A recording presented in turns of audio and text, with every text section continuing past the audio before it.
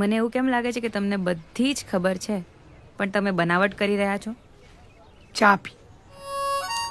એ ઘના, હા મહારાજ. મેડમ ને આખી ચા આપજે.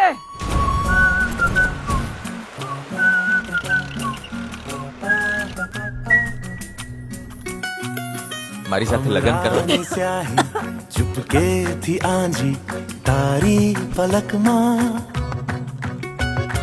ફૂલોની તમને કાયમી થતા હજુ સમય લાગશે નહીં? અપડાઉન કરવું અઘરું પડતું હશે તો કહું છું કે આપણે જોઈન્ટ એકાઉન્ટ સાથે ખોલાવી લઈએ.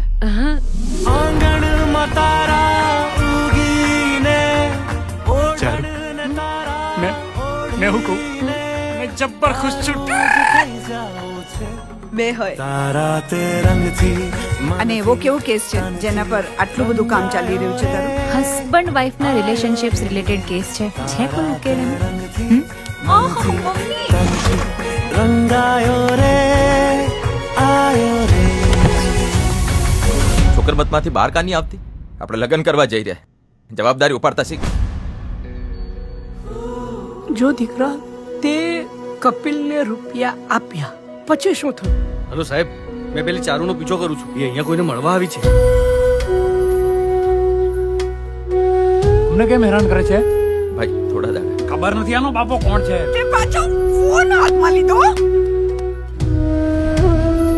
કોણ હતું આ વખતે? બંગલા નંબર 3 રાધિકાબેન. એમના 10-15 લફડા તો હશે ને, તો તું એકાદ કરી નાખ. શું ફરક પડશે બોલ?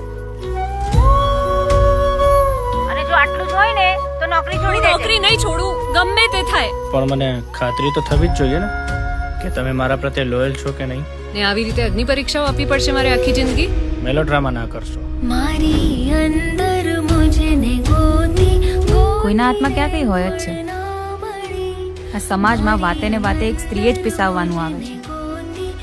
બધા બસ ઊભા ઊભા જોયા કરે છે, કોઈ કશું જ કરતું નથી. દ્રૌપદી હોય, સીતા હોય કે કસ્તુરબા હોય, એમનું મૌન જ સમાજને ટકાવી રાખતું હોય છે.